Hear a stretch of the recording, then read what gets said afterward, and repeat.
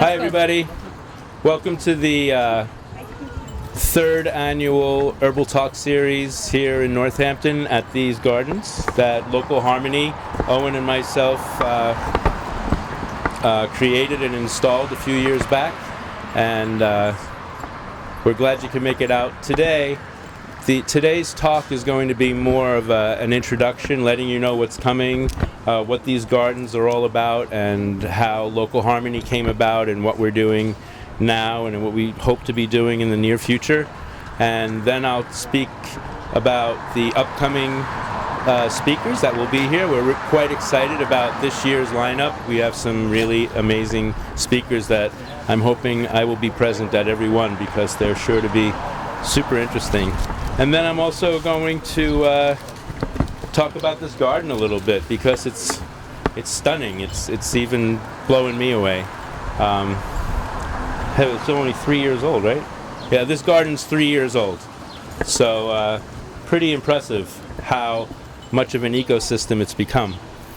So let me tell you about how Local Harmony came about. Owen and myself were really good friends. We're big-time meditators. We like to sit and meditate together a lot, and we had that in common. And we both realized we had quite a lot in common in regard to plants. A lot of overlap in that we both have gardens. Owen builds them, he creates them. This garden right here was basically a creation on a blueprint by Owen. We just wanted to make it completely medicinal, or at least representative of common and not so common medicinal plants. And so that was where I came in and made sure that all the plants in here are of a medicinal nature. So we realized that we had that in common. I have my medicine gardens in Montague, and Owen builds these beautiful gardens, and we're both quite enamored of gardens and meditating. So we were thinking, how can we shuffle those two things together, because it seemed to us as the world, the planet, kind of needed both, and we feel it still needs both. And we realized that there was a bridge between those two, in that they both totally inspire a contemplative nature. Getting your hands in the earth, being in nature, being with plants, having your hands in the soil is, I rarely ever see it not work on slowly transforming people right before your eyes. And that in itself is medicine. Whether these plants were actually medicine or not really wouldn't even matter in the end, because that was medicine, and it inspires a kind of contemplative nature. And of course meditation, that's what meditation is about, so that was an easy one. The second one was a quote that Owen brought up. Who was the speaker of it? Of a garden is the cultivation of human intent. And we thought to ourselves, what does that mean on a greater scale? Because human intent goes beyond the building of actual plant gardens. Anything can be a garden if you're growing it. You know, whether it's a garden or a community or a business or a movement, whatever it is, it starts with human intent. And so that became our centerpiece, our kind of mission statement of how we can bring those two together. And then we just felt that then cultivation inwardly is mindfulness and meditation, and cultivation outwardly is stewardship and compassion. And that's how Local Harmony kind of came about, because up until that point it was just, well, that's all well and good, but how does that work? How do we put those together? So we decided to think about it and talk about it for quite some time, maybe 2 or 3 years before we actually started it off. And we thought it would be easier to start with outward cultivation, the building of gardens, so we just took a stab at it, and a couple of them simultaneously. If anybody goes through Turner's Falls, all of those beautiful planters that are becoming really eye-poppingly beautiful was Some of them were that way, but a lot of them were vacant or in disrepair. So Owen again spearheaded that and got involved with all of what it takes to get a project like that going. It requires quite a bit of effort, but now those gardens are popping. And simultaneously, we approached the owners of the bakery and also Smith College, because Smith College actually owns this, and asked them if they would like this. And they were unsure, and we knew that they were going to love it. So Owen brought forth the plans, and they hemmed and hawed for a bit, and then finally said yes. And then in the span of how long? 3 weeks. How long did it take to actually make this? Actually build it. All told, it was like, we started in the fall, and then Should get a little closer. yeah, so it went pretty quickly, but we started in the fall 3 years ago, and then we finished it 2.5 years ago. So in the spring, 2.5 years ago or so. And if anybody remembers, this was just a vacant kind of shrubby hillside. So we decided to put this amphitheater in here with the kindly donation of Ashfield Stone. Donated all of the stones for this to happen. And we thought this was going to be a great venue for having anything. Run it by us or run it by the owners. And first and foremost, we thought, well, since we actually built it, we ought to be the first venue. And so we came up with the idea of the Herbal Talk series, because these are all medicinal herbs. Herbalism is, I hate to use the word trending, but it's growing. It's not trending. It's actually growing in a kind of J-curve kind of way. Awareness through need, awareness through media is making these plants more and more known to the general population. Easier access to information, and people needing this and wanting this, both because as an alternative and choice, or need because other modalities don't work for them. So so that was our choice for building this. This was actually the desire of Cheryl. She said, I want the plants to be medicine. We were like, okay, that's perfect. So I'll give you a quick tour of these plants from here in a few minutes, but keeping on the direction here, another big part of local harmony is its desire to do these things, this building of gardens, fully with and for the community. So everything is done on the extremely inexpensive. All of this, except for the things that required machinery, was done by volunteer labor. Really quickly and quite amazingly, and a lot of stuff was donated. And Owen, who has his own company, a landscape design company called Abound Design, he basically drew up blueprints and that were incredibly inexpensive, and so we were able to make this happen. And then we had to do fundraising, so that's another learning curve. We had to go to Smith College, ask them. They were super psyched and donated quite a bit of money. And we went out and started actually finding out what it takes to be that part of an organization, the fundraising part. All of this requires community. We don't necessarily want to be handed a big donation or grant. We want to be able to be a model and a template for others and say, you can do this too. And maybe their biggest argument would be was, well, you have just people throwing money at you. And it's like, no, we don't actually, and we do. But the people are you, not some really rich, deep-pocketed person who we have on a leash or us on a leash. It's community all the way through, and we have more projects in mind. Owen, I'm going to let speak about some of those. He knows them better than I do. And I would say that we're at a position where we feel really good about what we're doing outwardly. So now we're going to sit back down again and see what it means to actually manifest what we meant in an inward fashion. Both of us have a lot of experience with meditation and mindfulness. But I'm not going to talk about that one as much. I'm going to let Owen maybe talk about that one more.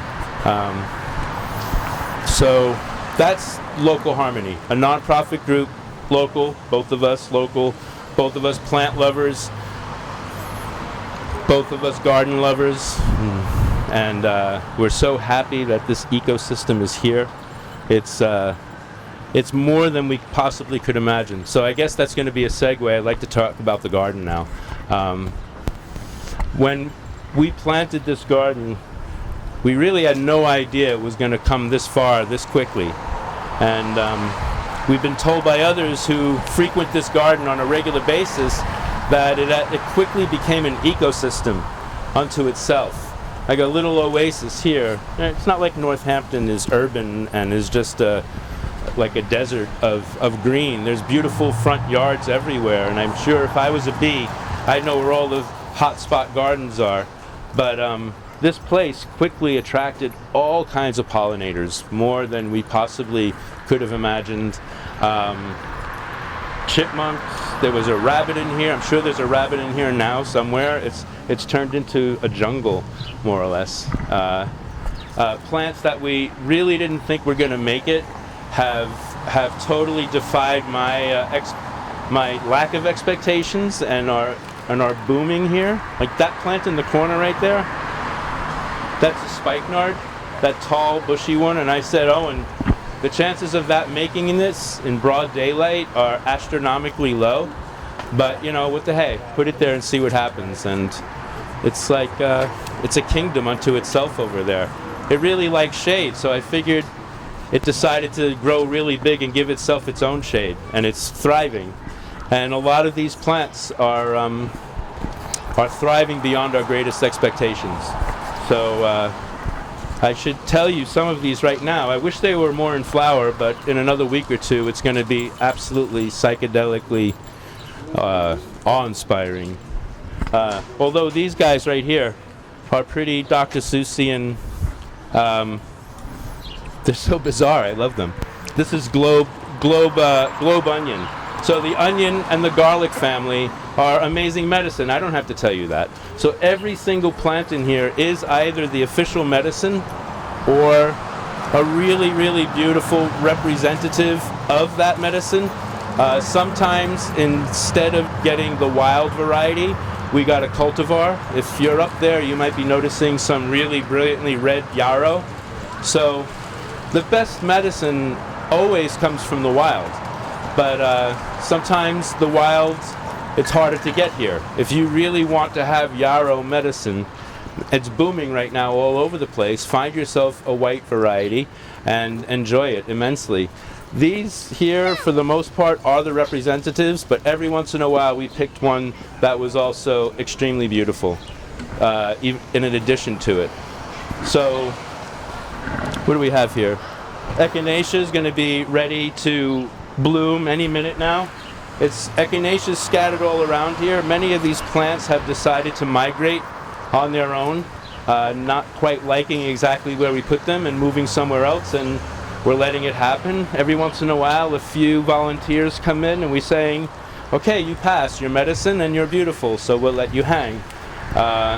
Hyssop, purple, right next to you. Blue vervain. Yes?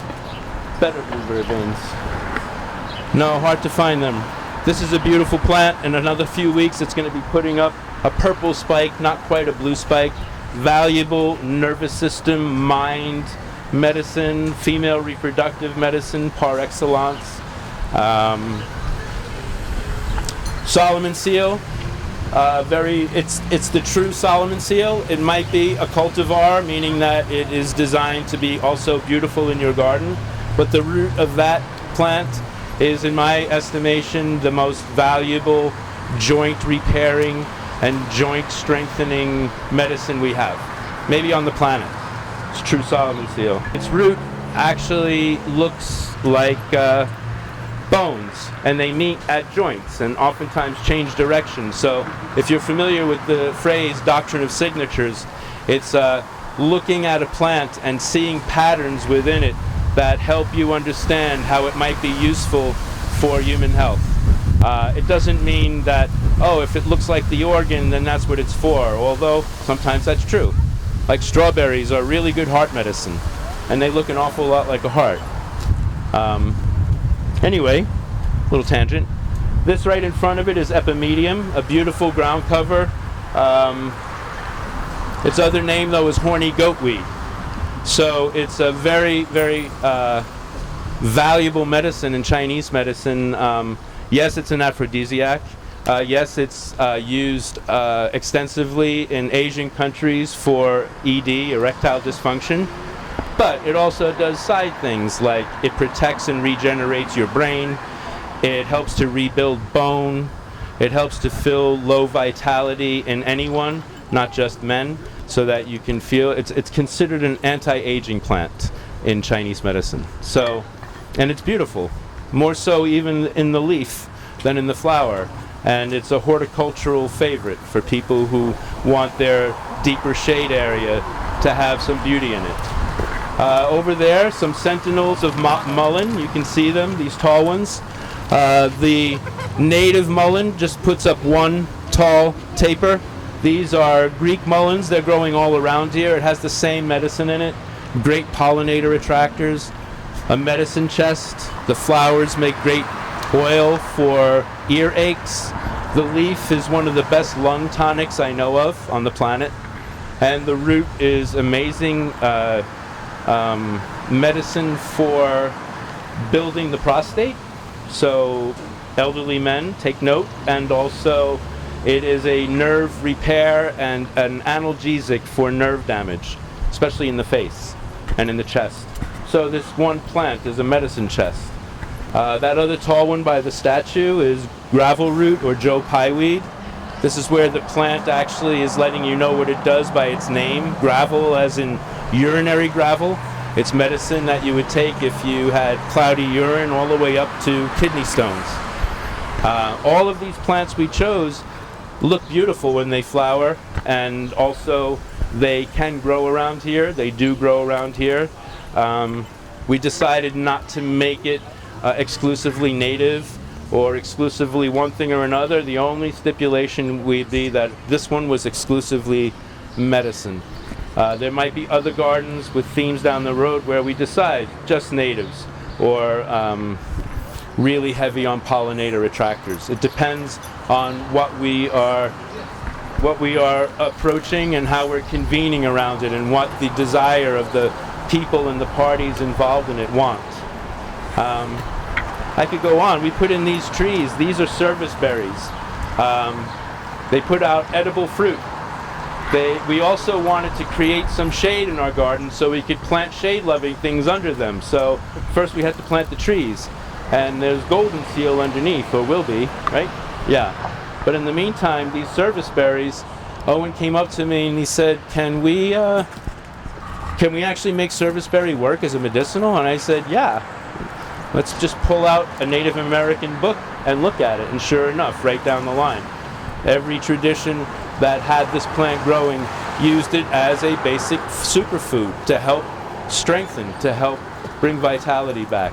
And you might think, well, that doesn't qualify as medicine, but if you look in the Chinese Materia Medica, they have dozens and dozens of medicines and fruits that they put in the Materia Medica saying they are here because when used in a particular way, they actually are great for bringing back people from emaciation and malnourishment and a host of other things. So, yeah. Did you guys plant the oak tree? No, that's the one we did not plant. That would have been hard to get it that big in 2.5 years, or a really big backhoe, one or the other. And this is a representative. I wouldn't use this particular oak for the medicine, but oak bark is really valuable medicine for addressing diarrhea, like out of control diarrhea. You have to stop it. You have to stop it now. Grabbing oak bark, oak leaves even, acorns and crushing them up, they're incredibly astringent and can stop diarrhea really quickly. Also the oak bark, very strengthening to teeth and gums. Powerful medicine. What else? Prickly pear cactus, another one that I wasn't sure was going to grow around here, but there it is, loving it. And you've seen prickly pear cactus maybe even in supermarkets, but it's mucilaginous. It's used sometimes similarly to aloe, and it's also used to help balance blood sugar. So it's in hypoglycemia and diabetes protocols. And it also is a cardiotonic. And the list goes on. Oh yeah, Here's another. This one right here is balloon flower. It's going to be absolutely stunningly beautiful, come out with these purple flowers that are enclosed like balloons and then finally open up and look like old Victrola speakers. And here in America, we think of it and know of it as a horticultural beauty.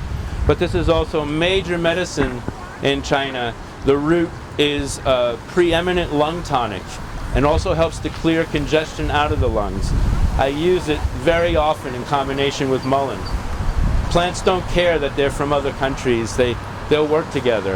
If plants naturally grow together in the same ecosystem, in the same habitat, those plants have a very powerful relationship with one another. The medicine of those working in concert is probably more powerful, but it's not exclusive. It's not like their medicine becomes null and void if you mix it with something else. So plants are global, like we are. There's oregano down on that side. There's a few mints. There's a calamint that is incredibly long-lived in the flowers. So the flowers will go for months, and just you think it's just bloomed, and it just keeps on going and going, and the bees absolutely adore this plant. There's a fern over there that's a special variety called royal fern that is a powerful back strengthening medicine. Helps to remineralize people with bone deficiency, especially in the back. Spikenard, that big bushy monster back there that I thought was never going to make it, the root of that medicine is, well, it's a cousin. It's a second cousin to ginseng. So the root has a very, very diverse and varied medicine, like ginseng. But it's more governed and geared towards female reproductive health and the movement of qi and blood through the body. But it's also an adaptogen. I'm not sure, does anybody not know what the word adaptogen means? See, 10 years ago, 15 years ago, I would have had to ask the question the other way and say how many people do know what adaptogens are, and only 2 people would have raised their hand. So that's progress. Now only a couple of people need to know, because it's becoming that popular in our own vernacular. Adaptogenic plants and mushrooms are basically the brainchild of China maybe 2,000 years ago, and they discovered or helped to co-cultivate and slowly hybridize these plants, not hybridize, but cultivate them so that their medicines became stronger and stronger, and have given to us really powerful, deep, nutritive, immune strengthening and balancing, endocrine strengthening and balancing, nervous system strengthening and balancing. Like everything that we need as a culture right now, living the way we're living with the stress and asking us to do too much, these medicines are extremely important for us. And adaptogens are of many varieties. I don't even, how did I get on that topic? What was I talking about? Do you remember? Oh yeah, spikenard. Spikenard is cousin to ginseng, and ginseng is considered king of the adaptogens. Chinese ginseng by the Chinese is considered king of the adaptogens. The word adaptogen didn't exist in Native American jargon, but for the Cherokee, American ginseng is chief of the Medicine Society for healing the body. No matter where you go, ginseng is considered, it spurs a fever in people almost as strong as gold. I don't know of too many things in the world that make people just suddenly make their eyes go wild, and even if they never heard of it, suddenly they want to know all about it. And ginseng's one of those plants, one of those things, but it's a big family, and spikenard's one of them, and it has medicine in it that's similar. Growing in our forests, we have wild sarsaparilla, which is another cousin of ginseng, and that has a milder form of it. So, yeah, just wanted to showcase some of these. Sitting right next to you with the beautiful yellow flowers is foxglove. We decided to put medicines in of all kinds, including some that would be considered toxic. And I know that this garden is not for picking and taking and using, because it's kind of a little bit too close to all kinds of fossil fuel emissions, making it something that would not be ideal. although these plants are really, really healthy if you could find them in the wild.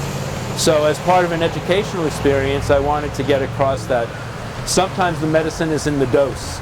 And a medicine in a plant in a very small dose can save your life when you take it in a little bit more than that very small dose, then it will kill you. And foxglove is one of these plants. It's what we get digitalis from, or the medicine that is one of the preeminent heart medicines that has extremely small range of use. A little bit too much and you're not here anymore, you're gone. So foxglove has been used for centuries for helping with heart disease, and then it was discovered by the pharmaceutical industry and they bent it into a drug. So this is our way of teaching that the dose is in the medicine. You know, take garlic for example. A little bit is wonderfully tasting. That's food. Take it in a larger amount and it can act like medicine and eliminate parasites and bacteria from you. And if you eat too many cloves on an empty stomach, most of us will probably puke. And when the body pukes, it means it doesn't like it, which means that garlic has just lifted up into the toxic level. So here's a plant that's a food on one level, medicine on another, toxin on another, just to show you the doses in the medicine. I want to introduce you to the lineup this year. I'm quite happy and pleased. It just is also amazing to me how after 3 years I haven't had to repeat a speaker because we have so much resource and talent in this area. Herbalism, as I said, is becoming more and more popular, but there are certain hot spots in the country. When it comes to herbal medicine, when it comes to CSAs, when it comes to organic farming, when it comes to caring about the environment and also trying to provide sustenance and nutrition for all populations, whether they're people or animals or pollinators. Western Massachusetts, we should all give ourselves a hand, is one of the hot spots in the country. And herbalism is part of that, and happy to report that we might not have to repeat for quite some time. So next week, Linda Patterson, who's director of the Eclectic School of Aromatherapy and Herbal Medicine, will be here to talk about aromatherapy and safe and effective uses of essential oils, especially in the form of smelling them. The following week is July 4th weekend, and I didn't want to have to compete, so we took the weekend off. Okay, the following weekend, July 12th, is Dory Midnight. Some of you may know her. She is quite a hidden wonderment in this area and also a little bit of a celebrity. Last year she was going to be talking on whatever she wanted to talk about, and there were like 75 people here, and 5 minutes into the talk it just downpoured, and after about 5 minutes we couldn't take it and we just had to can it. And I thought she was going to come back and talk about the same thing, but this year she feels like talking about Jewish plant magic, and I can't wait to hear it. This is July 12th. She can talk about anything she wants, and I'm going to come and listen. So this year it's that. Last year it was plants for the upcoming apocalypse, and so it doesn't matter, whatever she wants. July 19th, Mary Ryan, owner, operator, director of Blue Dragon Apothecary in Greenfield. She's going to be here speaking about call and response, the art of the give and take that needs to happen between practitioner and client or patient in order for good healing to happen. I'll let her talk about it. That's what she's coming for.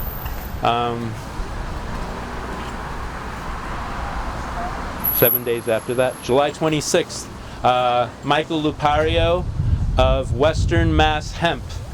Hemp Farms has made it down to into Massachusetts. It was kind of hovering around in Vermont and New York, but there is a company, Mass Hemp, Western Mass Hemp Incorporated, and he's coming to speak about what they're doing as an operation and the medicinal products they're making from the hemp. Not marijuana, they're growing industrial hemp. August 2nd, really happy that we were able to get a yes and a confirmation from Dr. Phuntsog Wangmo, the director of Tibetan medicine in Conway.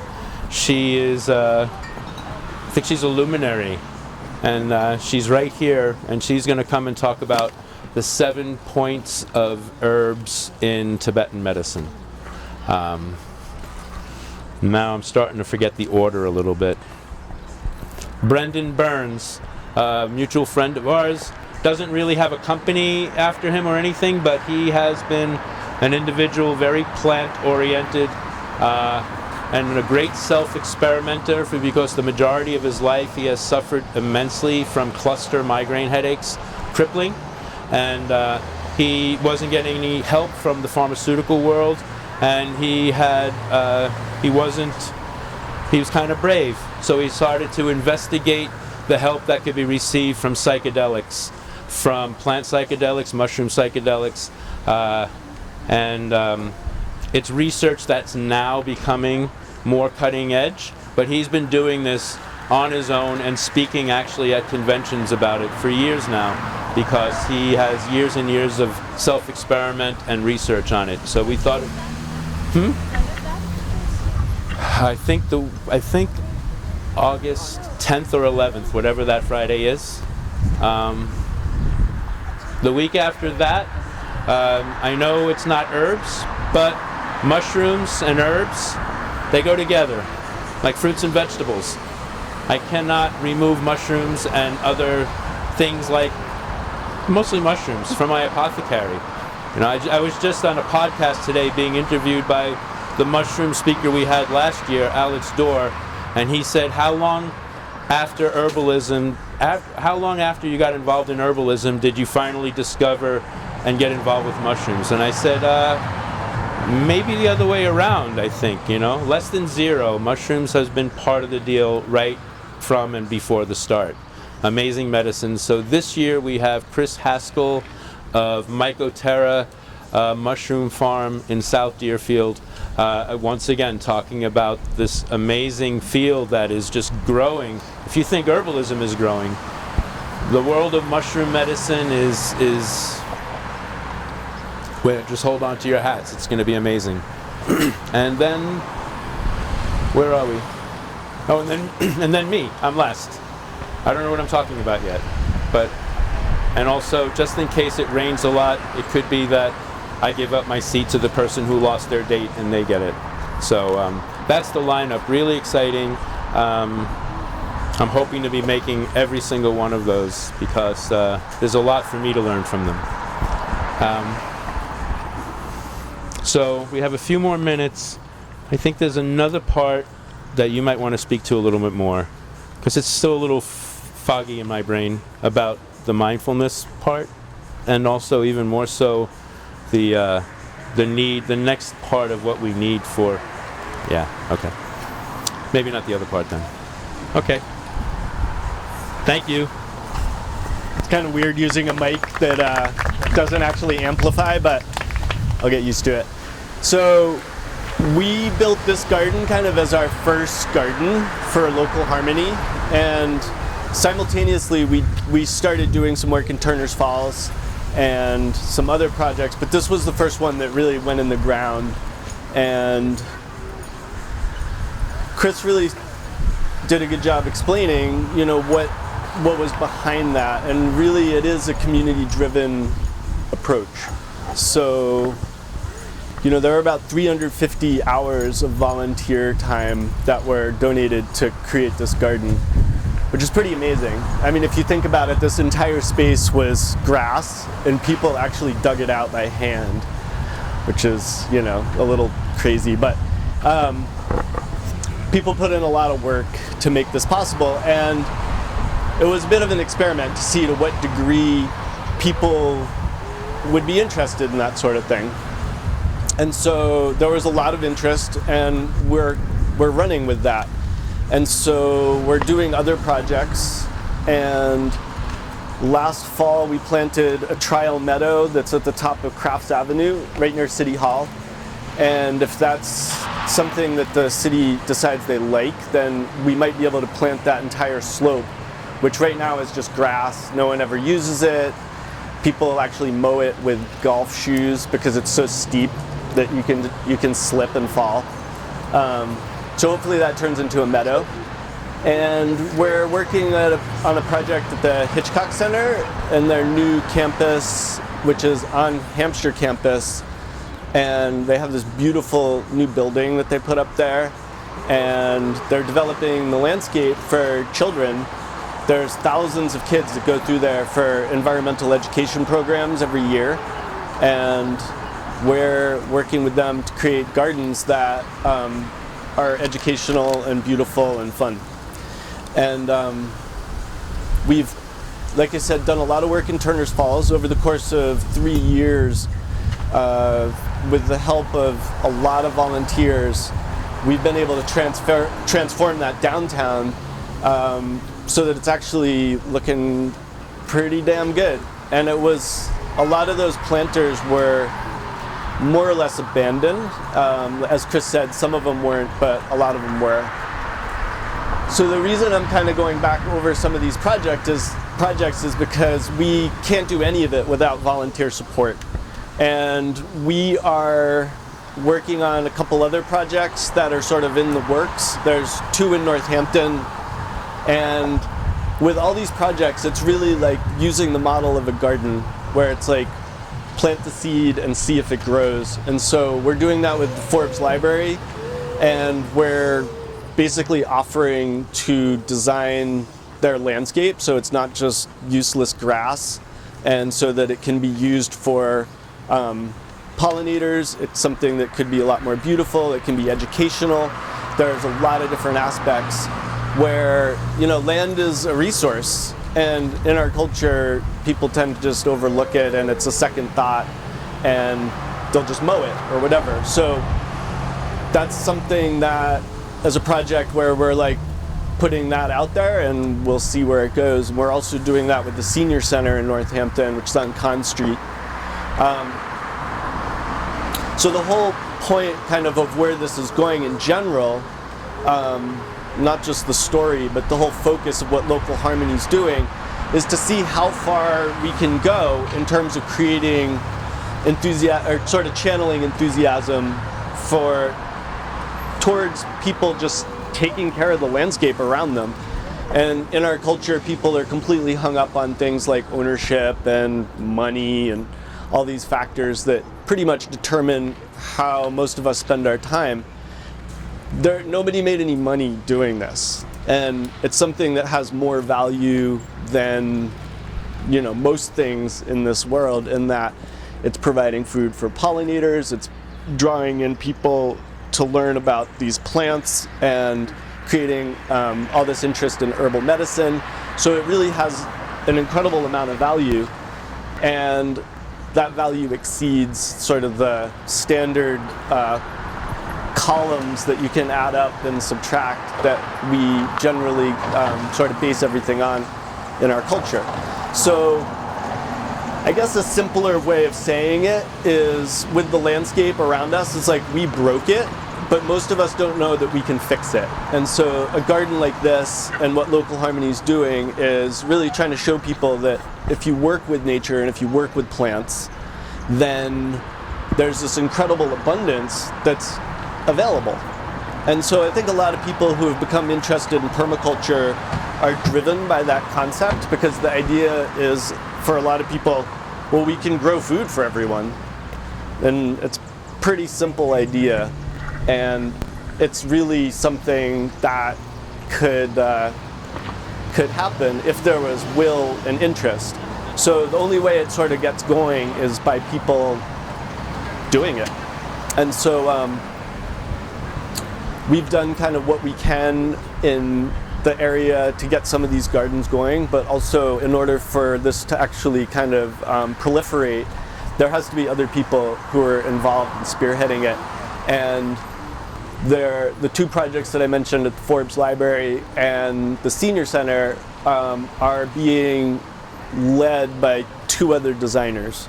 And so the idea there is to pull out of the woodwork all these different incredibly talented people in this area who have a range of skills with plants, whether it's herbal medicine or permaculture design or landscape architecture or all of these different angles, and have them actually take on projects and use the same model that we used here and on other projects that we've been doing. So that's kind of where we're headed with this. It's a new endeavor, a young nonprofit. It's just been really 2.5 years, and we've kind of laid this foundation of which this garden is part of, and then we're going to kind of see where that can go. But part of it is just keeping people apprised and kind of bringing this conversation out into the community more and more, because we do live in this area, like Chris was saying, where there's an incredible amount of passion and interest for essentially things that align under the banner of stewardship. So there's going to be a lot more that is around the corner for local harmony, and we look forward to sharing more. And if you ever have questions or want to help out or anything like that, we can always use help somewhere, and feel free to get in touch. Our website's localharmony.org, and it's still the original website that I built from scratch because we didn't have any money, and it's a perfectly adequate website, but it doesn't really touch upon all the stuff that we've really done in the last couple years and all the things that are coming. And a good friend of ours who's a brilliant web designer is refurbishing it, so sometime later this summer we're going to launch that, and we're probably going to after that we're really going to try to get the word out even more about what I was just talking about, and trying to encourage stewardship in this area and just try to create more focus in that direction. Does anybody have any questions about any of this, or specifically related to the garden too? You want to say anything? Not yet. Answer questions. Oh, I see.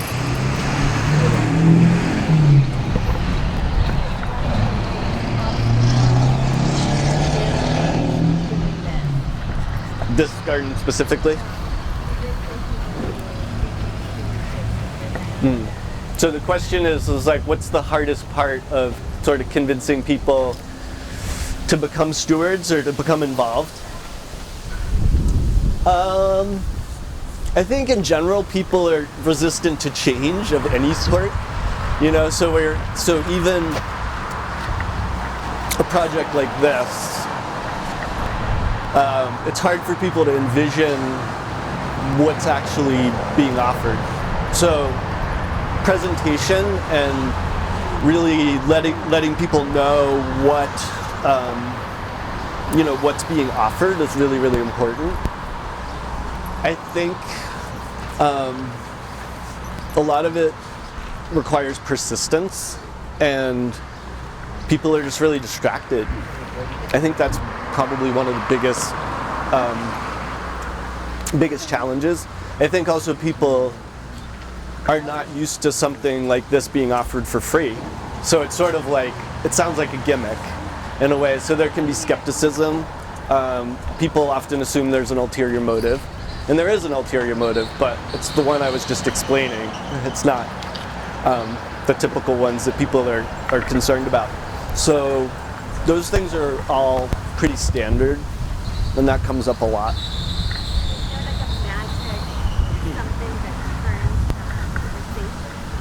I think each situation's different, and one of the things that we've really tried to keep in mind is that we're not trying to sell anything. So if people really don't want to do it, we'll just say, if you don't want to do it, oh well, and we can walk away. And in some cases, that's what gets people on board. A lot of it's political, like in a town like Turner's Falls. There's a lot of suspicion sort of about what we were up to. We worked a lot with the tech school, and there's a horticulture class in the Franklin Tech. So, working with communities is really, really, really important, because then it becomes theirs. And otherwise, there is like a suspicion of like, why are you doing this, and are you imposing your will on us, and all that sort of thing. So, so kind of honoring that and keeping that as part of the picture it's central to what we're doing anyways, but it's pretty essential. And that's so because every project was different, we have to discover what the community is around that project. So this is basically Smith College and the owners of Hungry Ghost Bread, who also felt that their constituent base was also partly involved with that, so they put out the word a little bit. And then there's the community of Northampton, or anybody who likes to garden. That's always there. And then Turner's Falls, there was the local government, plus the bank. The bank was involved. And the government is sometimes, several different groups or commissions that you have to speak to. And the City Hall, Bridge Street, there was all the Northampton hoops. And then the one at the Hitchcock Center, right? Then we're dealing basically with Hitchcock Center and whoever are they the landlord? Is Hampshire the landlord? It's their land. So I said every single one, but always there's the greater community who loves plants, and that's what we're hoping, that this engenders some kind of support for people who may not have their own gardens but really want to be involved, and we can have a volunteer pool where we say these are the different projects that we've created that need maintenance, and here's a schedule. And that's the behind the scenes next phase of what we have to really get down. We laid the groundwork for that, but that's going to take a little bit more effort to get going. But with every single thing, it gets easier. So once you build this garden, this becomes a chip on the table where you say, to get people to believe it, you can just say, well, look at here and here and here. It was harder the first time because there was nothing that came before. Yeah. So the question is it strategic the way we plan, whether the population of plants are going to be strictly native or strictly medicinal or a combination thereof? And again, it's project oriented. In the case of the owners, they came forth, and she was very wanting to have medicinals, and so that for me was not a hardship, because being an herbalist, I wanted to do that. But we're approaching others where they're saying we really want this to be just natives, and we're saying okay, then that becomes the criteria for that. Makes it exciting for us. It's sort of like saying we know you can write poetry any way you want, but this one over here, we want it to be an Elizabethan sonnet. And you're like, all right, we'll do that. So, and right now, pollinators is really, really important. And native pollinators are going to be going for the natives, but we also have non-native species here too. And so, I have nothing against the honeybee, and the honeybee's not native. So, yeah. Any other questions? We're forgetting something. Oh yeah, the plant sale. Yeah. I'm just going to say a little bit more about the native thing, because it's a good question. And people get really dogmatic about this stuff both ways. And ultimately, I think it's important to remember that plants do what they do. And most of the problems that are created in the ecosystem aren't created by plants, they're created by people. And it's a mismanagement and a ignorance issue where we don't know and often don't care and have these enormous impacts. And then plants take advantage of that because these plants do what they do. So there's disturbances and the plants show up. So I think it's important when working with plants to be responsible and not use plants that are going to run amok. And there are plants that are really aggressive and don't need to be planted on a regular basis. But they all have, it's a complicated situation, and it does have to be looked at site by site. So that's I think the long and short of it. And one of the famous examples is Japanese knotweed. And Japanese knotweed is one of the best medicines for dealing with Lyme disease. It's really, it helps certain people enormously. And there's a lot of people that just see Japanese knotweed as this evil invader. So it's complex.